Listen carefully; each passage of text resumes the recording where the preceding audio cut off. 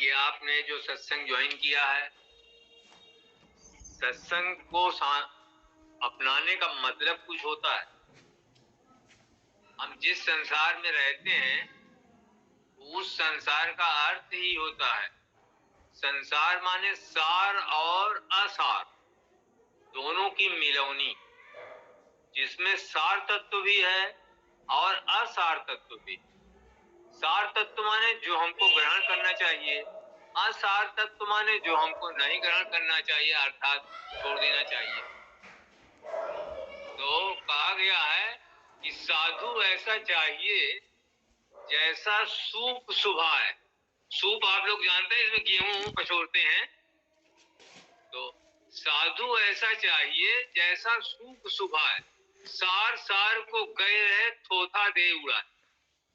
तो जो सार तत्व है उसको ग्रहण करना चाहिए, और जो बेकार की चीजें हैं जिसमें जिसमें खून उन लगा रहता है, उन चीजों को उड़ा देता है थूक, उसको अपने अंदर नहीं रखता। जो जो ठोस चीज है जिसमें कोई परेशानी नहीं, जो दाने अच्छे होते हैं उनको रख लेता है, और जो खोखले दाने होते हैं उन सबको उड़ा देता है। तो साधु ऐसा चाहिए जैसा सूप सुभाए, सार सार को गह रहे थोथा दे उड़ाए। थोथे चीजों को उड़ा देता। तो देखिए, एक बात बड़े साहब बात कर रहे थे कि जो मनुष्य में भी कई तरह की कोटि होती, मनुष्य कई कोटि के होते हैं। तो उन्होंने कहा कि देखो, एक तो जैसे पशु कोटि होती है, तो बहुत से मनुष्य पशु कोटि के होते हैं, उनकी इच्छाएं उनकी वासनाएं पशुओं जैसी होती। दूसरी कोटि होती है जो मनुष्य मनुष्य जैसे ही होते हैं, लेकिन उसमें भी बहुत कम होती। तीसरी कोटि जो होती है वो देव कोटि की होती है, कुछ मनुष्य देवताओं की श्रेणी के होते। और उन्होंने कहा कि कुछ मनुष्य ईश्वर कोटि के भी होते हैं, जैसे हमारे बड़े साहब वगैरह, ये सब ईश्वर कोटि के मनुष्य थे। तो ये जो मनुष्य की योनि है, ये बहुत ही श्रेष्ठ योनि है। परमात्मा ने इस योनि को जो बनाया है, तो ये बहुत श्रेष्ठ, परमात्मा की सबसे अच्छी कलाकृति है ये मनुष्य की योनि। गोस्वामी जी भी कहते हैं, बड़े भाग मानुष तन पावा, सुर दुर्लभ सदग्रंथ ही गावा। बड़े भाग से मनुष्य का शरीर मिलता है, ये देवताओं को भी दुर्लभ है। सदग्रंथ ही गावा, हमारे सभी सदग्रंथ कहते हैं जो शरीर मनुष्य को प्राप्त हुआ है, जो योनि मनुष्य को प्राप्त हुई है, वो देवताओं के लिए भी दुर्लभ। कुछ विद्वानों ने ये लिखा है कि मनुष्य ही वो योनि है जो मोक्ष को प्राप्त कर सकती है। देवताओं को, देवता सुख के इच्छुक होते हैं, उनको सुख चाहिए, और वो अपने सुख को भोगने के लिए स्वर्ग लोक में जाते हैं। जब उनके सुख का समय भोगते भोगते खत्म हो जाता है, तो उनको फिर से पृथ्वी लोक पर भेज दिया जाता है कि जाइए तपस्या करिए, और तपस्या करके अपने को मोक्ष के योग्य बनाइए।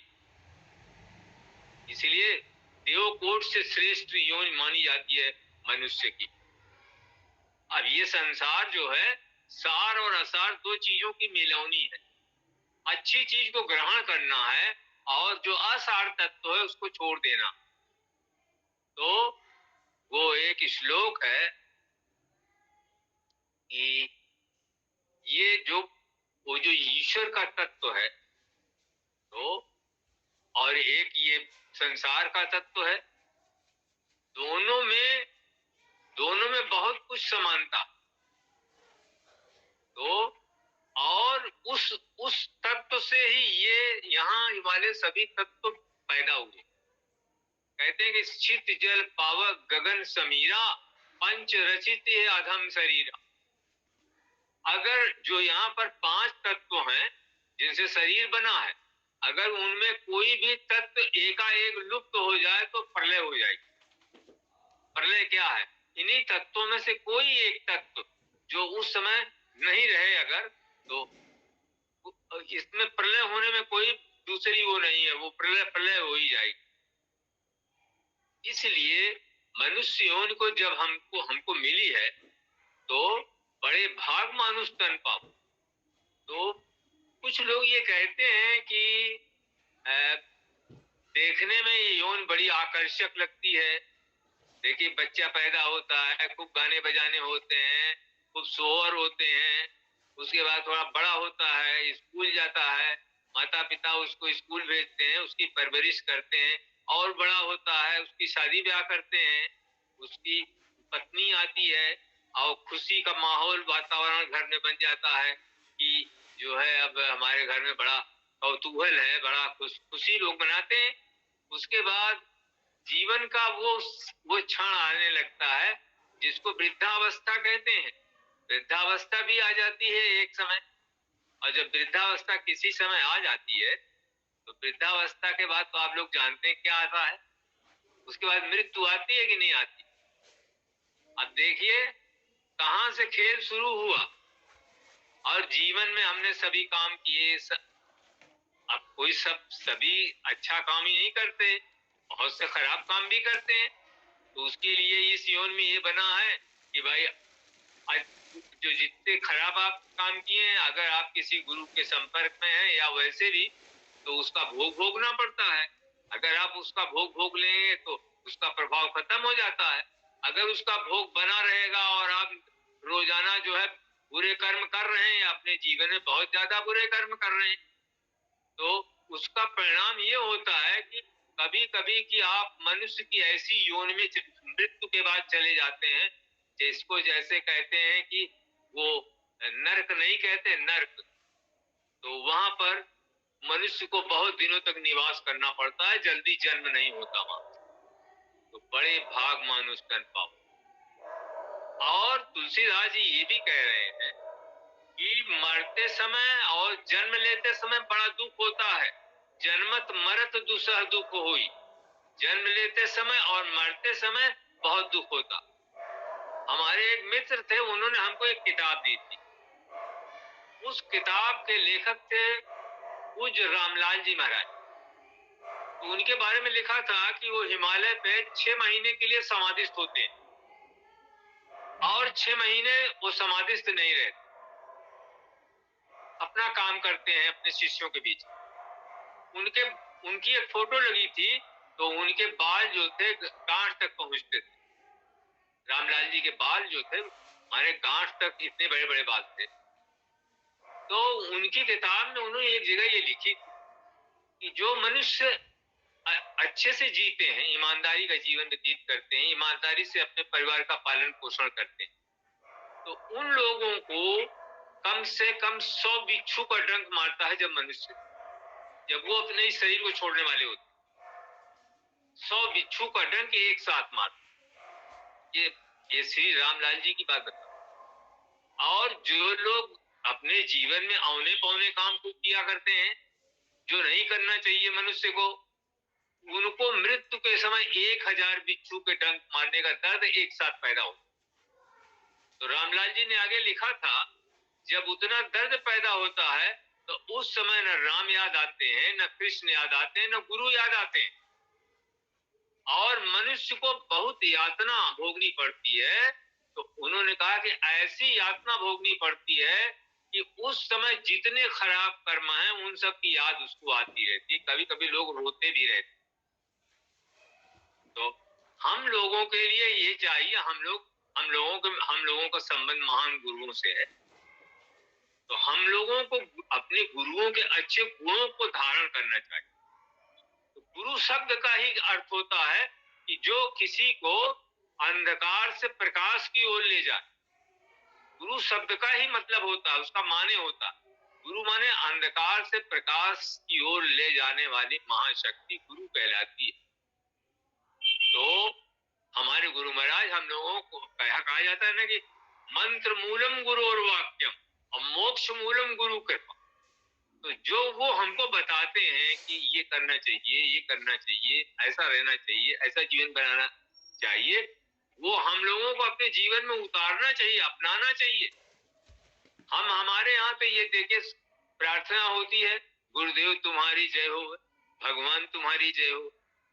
और उसी में बीच बीच में बड़ी बहुमूल्य लाइनें हैं। मैंपन सब तुम में खो जाए, अंतर का मल सब खो जाए, जीवन अमृतमय हो जावे, चेतना तुम्ही में लय हो। मैंपन, मैंपन के जगह पर माने मैंपन क्या मतलब है? मैंपन माने अपने मन में जो आया वही काम करने लगना, ये नहीं सोचना कि काम अच्छा है कि खराब।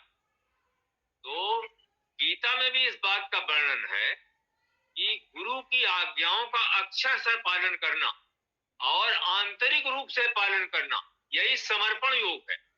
और जो लोग गुरु में समर्पण कर लेते हैं या गुरु में अपने को विलीन कर लेते हैं, वो गुरुमय हो जाते हैं। और जो गुरुमय हो जाते हैं तो वो मुक्ति लाभ कर जाते हैं।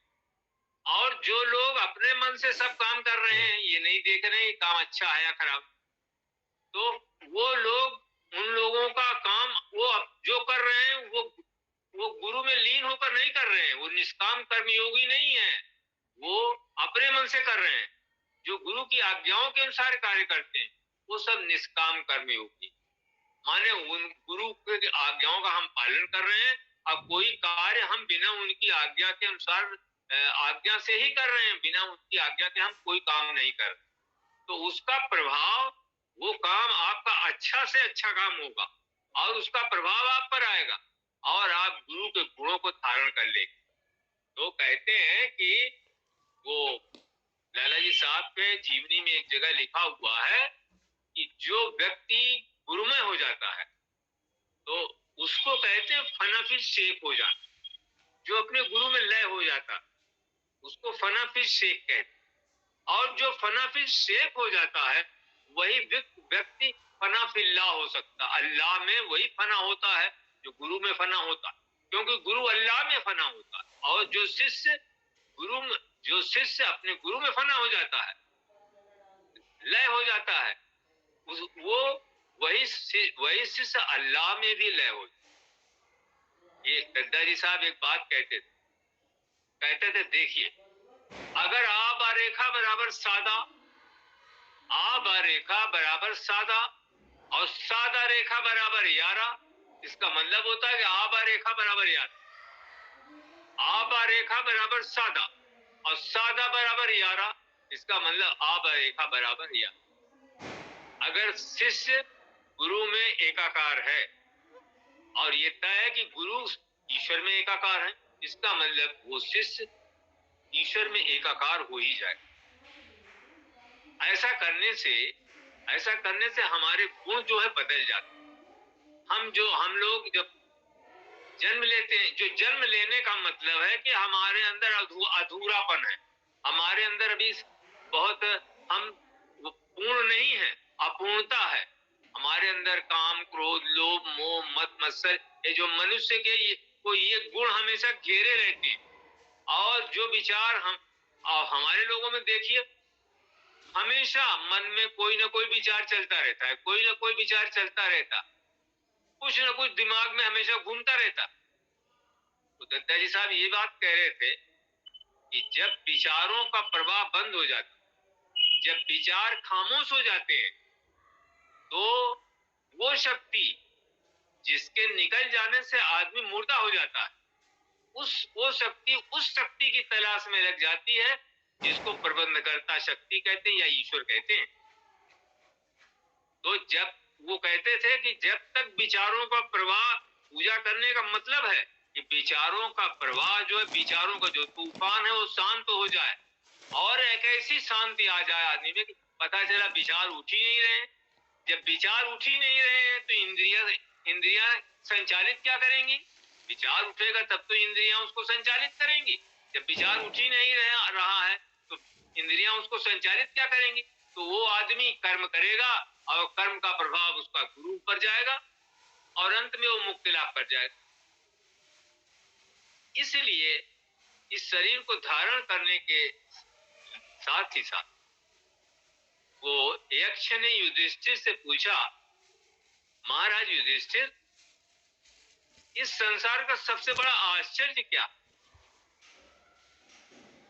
तो महाराज युधिष्ठिर ने कहा कि रोजाना लोग यम के राज्य को प्रस्थान करते हैं यम के राज्य को जाते हैं, रोजाना रोजाना मरते रहते हैं, और जो बचे रहते हैं वो सोचते हैं हम कभी जाएंगे नहीं। इससे बड़ा आश्चर्य कोई नहीं होता।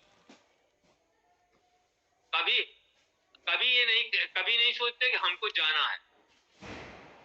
कुछ अच्छी किताबों में बात लिखी गई कि रोजाना इस बात का अभ्यास करना चाहिए कि जब हमको जाना है तो हम किस मुद्रा में होंगे। ऐसा ख्याल करना चाहिए कि अब हम जा रहे हैं, उस समय कैसी स्थिति बनेगी, इसका अभ्यास लोग करें। क्योंकि जब वो स्थिति का अभ्यास हमको रहेगा कि मृत्यु के समय इस तरह से जाना होता, तो आदमी को उस समय कष्ट नहीं रहता कि भाई कोई बात नहीं। और अगर वो कभी इस बात पर नहीं विचार करते हैं कि हमको जाना भी है, तब एक नई चीज सामने आएगी, वो नई चीज बड़ी भयानक हो। तो मतलब हमने सत्संग ज्वाइन किया है, उसका मतलब क्या है? उसका मतलब ये नहीं कि वो हम अपना दिन रात दुनियादारी की बातें ही सोचा करें। दुनियादारी में क्या है, बाल बच्चे हैं, ये है वो है, लिखाना पढ़ाना है, शादी है, विवाह है, ये सब तो हमारे यहाँ जो आएगा उसको ये सब करना ही पड़ेगा।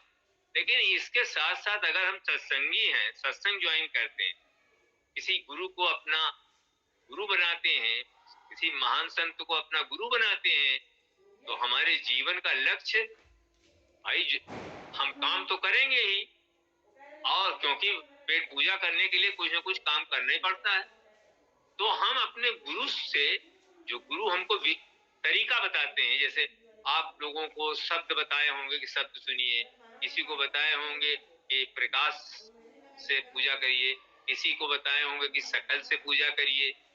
तो ये चीजें, इन चीजों का मतलब क्या है?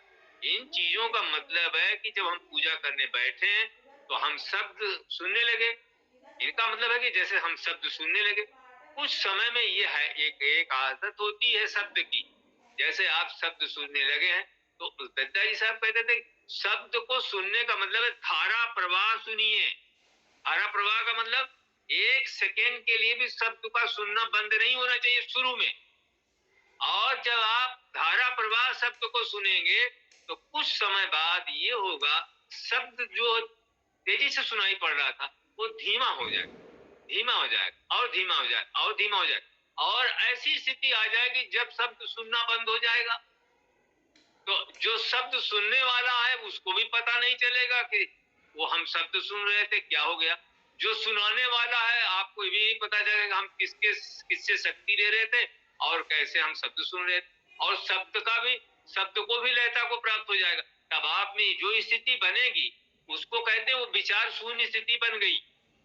अब आप में विचार नहीं है, उस समय ध्यान की प्रगाढ़ अवस्था आ गई, समाधि की अवस्था का उदय हुआ। उस समय जब ये अवस्था आपको आने लगे, तब आप जान लीजिए कि वहां से अध्यात्म विद्या शुरू होती है। अध्यात्म विद्या वहां से शुरू होती है जहां विचारों से रहित आप हो जाते हैं। जैसे आपने राजा जनक का नाम सुना हो। राजा जनक विदेह भी कह रहा था। विदेह माने बिना शरीर का। तो जब आप विचार शून्य स्थिति में चले जाते तो आपको हमको अपने शरीर का भान नहीं रहता कि हम हैं।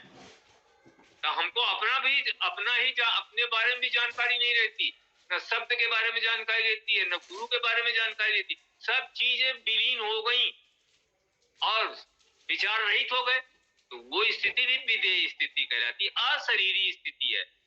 तो हमारे गुरु महाराज हमको जो युक्ति बताए हैं, चाहे शब्द सुनने की, चाहे प्रकाश देखने की, चाहे उन्होंने अपने गुरु की शक्ल से, वो इसलिए बताए हैं कि हम उस स्थिति को प्राप्त कर लें जो विचारों से रहित होती है, विदेह की स्थिति होती है। वही स्थिति हमको ईश्वर से, परमात्मा से, गुरु की शक्ति से विलीन करा देगी। हम उसी में लय हो जाएंगे। उस स्थिति को प्राप्त करने का प्रयास करिए। स्वामी विवेकानंद जी ने एक जगह लिखा है कि जितने भी महावीर हुए हैं, धर्मवीर हुए हैं, उन्होंने एक ही जन्म में जितने उनके भोग हैं उन भोगों को भोगा। उन भोगों को भोगने के बाद उन्होंने अपने साधना के वेग को बढ़ाया। साधना के वेग को बढ़ाने का क्या मतलब होता है? अधिकांश समय वो शक्ति लेने में अपने को लगाए रखे। जिससे वो शक्ति लेते थे, अपने गुरु से लेते थे, भगवान से, ईश्वर से लेते, किसी से लेते थे, जहां से लेते, वो हमेशा उनसे जुड़े रहे। हमेशा अपने जुड़े रहने का क्या मतलब है? जुड़े रहने का मतलब है कि गुरु के हृदय से प्रकाश स्वरूप शक्ति अपने हृदय में आते हुए देख। गुरु के हृदय से बराबर प्रकाश रूपी शक्ति हमारे हृदय में आ रही है। ये चीज का अभ्यास जब आपको होता जाएगा तो आप उस करंट को धारण करते जाएंगे, उस शक्ति को धारण करते जाएंगे। और वो देखिए वो शक्ति करेगी क्या आपके अंदर? जब वो शक्ति हृदय पर, उनके हृदय से आपके हृदय पर आएगी तो हृदय में जितने गंदे विचार हैं वो सब नष्ट हो जाएंगे, वो सब साफ हो जाएगा। तो हृदय साफ हो जाएगा और हृदय में उस तत्व का निवास है जिसे परमात्मा। तो हृदय में जो जब ध्यान की स्थिति आती है तो जो जीवात्मा है वो परमात्मा से में विलीन होने का प्रयास करने लगता। और जब विचार शून्यता आ जाती है तो वो जीवात्मा जो है परमात्मा में विलीन होने लगता है और कुछ समय बाद दोनों का मिलन। संत कबीर ने कहा कि दुल्हा दुल्हन मिल गए फीकी परी बारात। जब दोनों का मिलन हो जाता है तो ये जो बारात है संसार की फीकी पड़ जाती है। तो वो आदमी जो उस स्थिति में पहुंचने लगता है वो खामोश हो जाता, चुप हो जाता, उसमें फिर विचार नहीं होता। तो साधना की अंतिम परिणति क्या है? उस अवस्था को प्राप्त कर लेना है जिसमें विचार का उठना ही बंद हो। तब वो स्थिति आएगी, चाहे साधना से बंद करिए चाहे निरंतर। इसीलिए लिखा गया है कि ये राजयोग का सत्संग है, उसमें लिखा गया है कि ये आजीवन बहुत लंबी अवस्था तक चलने वाली प्रक्रिया है, ये एक दिन की प्रक्रिया नहीं है। और ये निरंतर चलने वाली प्रक्रिया है। निरंतर माने लगातार, लगातार गुरु से कनेक्ट रहिए, लगातार गुरु से कनेक्ट रहिए। कनेक्ट रहने का मतलब वही हमने बता दिया, गुरु के हृदय से प्रकाश अपने हृदय में आते हुए देखिए, हमेशा देखिए कि गुरु से प्रकाश आ रहा। और जब आ रहा है, अगर उन्होंने शब्द का अभ्यास बताया है तो गुरु के हृदय से प्रकाश हमारे हृदय में है, तो वहां चाहे राम शब्द बताया हो चाहे ओम शब्द, उसका उच्चारण हो रहा। और आप वो संत कबीर ने एक जगह कहा कि साधो सहज समाधि भली, साधो सहज समाधि भली, गुर प्रताप भयो जा दिन ते सूरत न अनत चली, आंख न मूदूं कान न रूदूं काया कष्ट न धारूं, खुले नयन से हंस हंस देखूं सुंदर रूप निहारूं। शब्द निरंतर, शब्द ध्यान दीजिए, शब्द निरंतर मनुआ राता, शब्द निरंतर हो रहा है, मन रत है उसमें लगा हुआ है। शब्द निरंतर मन लगातार, शब्द निरंतर मनुआ राता, मलिन वासना त्यागी, खराब चीजों को हमने त्याग दिया है। बैठत उठत कबहु ना बिसरे, ऐसी ताड़ी लागी। बैठते उठते कभी भी उसकी याद नहीं भूलती, हमेशा उसकी याद बनी रहती। तो जो अपने को इस स्थिति में ढाल सकते हैं वो अपने को, ये सत्संग ज्वाइन करने का मतलब ही यही। ऐसा इसका कोई मतलब नहीं है कि आप सांसारिक कामों के लिए हमेशा गुरु के पास उस गुरु का कान खटखटाते रहें कि हमारा ये काम है, वो काम है, ऐसा है वैसा है, दुनियादारी के काम। आपने उनसे दुनियादारी से परे जाने का काम सीखने के लिए उन्होंने आपका हाथ पकड़ लिया। जब हाथ पकड़ सदगुरु ने लिया, उद्धार करेंगे। और जब उद्धार करेंगे तो फिर आपको यहाँ आना नहीं होगा, आपका जन्म नहीं, और आप इस संसार के सुख दुख से परे चले जाएंगे। यही जीवन का लक्ष्य है, यही मनुष्य जीवन का मनुष्य का यही धर्म। अगर आपने सत्संग ज्वाइन किया है तो हमेशा अपने दुनियादारी के कामों में ही अपने को डाइजेस्ट न किए रहिए। पूजा में आ रहे हैं तो भी उसी को सोचते आ रहे हैं, घर में बैठे हैं तो भी उसी को सोचते बैठे हैं, माने हमेशा दुनियादारी का चिंतन करना, ये पूजा और वो दोनों अलग चीजें। माने दुनियादारी का चिंतन उतना ही करना चाहिए जितना हम अपने कार्यों की योजना बना लें, फिर अपना काम करते रहिए। उसको दिन रात ना तो उसी के बारे में सोचते रहिए, वरना सत्संग को ज्वाइन करने से कोई फायदा नहीं हो। और अंत में ऐसी योनि को आप जाएंगे जहां दुख ही दुख को झेलते हुए इतना कष्ट होता है मरते समय, वो बयान नहीं किया जा सकता। तो तुलसीदास जी ने भी यही लिखा है, जन्मत मरत दुसह दुख। दूसरा दुख, ऐसा दुख जिसको आप सहन नहीं कर सकते। इसलिए हम सभी सत्संगी भाइयों से ये निवेदन करते हैं कि आपने अगर सत्संग ज्वाइन किया है, आपने इतने महान गुरु का सानिध्य प्राप्त किया है, तो अपना जीवन को सफल बनाइए। कठोपनिषद में, उस उपनिषद में आखिर में एक श्लोक लिख दिया उन्होंने कि ऐ सोए हुए मनुष्यों जागो, उत्तिष्ठत जागृत प्राप्य वरान् निबोधत, क्षुरस्य धारा निशिता दुरत्या दुर्गम पथस्तत् कवयः वदन्ति। ऐ सोए हुए मनुष्य, उत्तिष्ठत, उठो, जागो, उत्तिष्ठत जागृत, जागो, प्राप्य वरान् निबोधत, वरान् निबोधत माने श्रेष्ठ जनों को पाकर, श्रेष्ठ गुरुओं को पाकर, ऐ सोए हुए मनुष्यों उठो और जागो। तो उत्तिष्ठत जागृत प्राप्य वरान् निबोधत, क्षुरस्य धारा, ये अध्यात्म का जो मार्ग है, ईश्वर को पाने का जो मार्ग है, ये छुरे की तेज धार के समान है। क्षुरस्य धारा निशिता दुरत्या दुर्गम पथस, पथ बड़ा दुर्गम है, पथ बहुत कठिन है। दुर्गम पथस्त कवया बदंती, कवया माने त्रिकालज्ञ योगी जन जो होते हैं, वो कहते हैं कि ये मार्ग छुरे की धार पर, तेज धार पर चलने की तरह और बहुत ही दुर्गम मार्ग है। तो इस दुर्गम मार्ग को, दुर्गम घाटी को आप कैसे पार करेंगे? किसी जो जिस समर्थ सदगुरु का जो आपने आश्रय प्राप्त किया है, तो उससे हमेशा इन्हीं चीजों के बारे में जानकारी प्राप्त करें। दुनियादारी की चीजों को, ये अंग्रेजी का कवि था William Wordsworth, William Wordsworth, he was a poet of nature. तो विलियम वर्ड्सवर्थ ने लिखा है, the world is too much with us.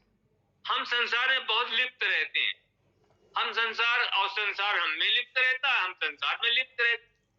और हमने ये जो आप यहाँ सुबह शाम आते हैं, आंख बंद करते हैं, हम इसमें जब लिप्त होते हैं तो हमको संसार से राहत मिलती, हमको भगवान से प्रेम होता। गुरु से प्रेम होने का मतलब भगवान से प्रेम हो जाना। थोड़ी बड़े साहब एक बार कह रहे थे, the best way to love God is to love his creation. ईश्वर से प्रेम करने का सबसे अच्छा तरीका ये है कि उसकी सृष्टि से, उसके लोगों से प्रेम किया जाए। आप लोगों से हमारी गुजारिश है, निवेदन है कि सत्संग का लक्ष्य दुनियादारी को अचीव करना नहीं, सत्संग का लक्ष्य ईश्वरी मार्ग पर चलना।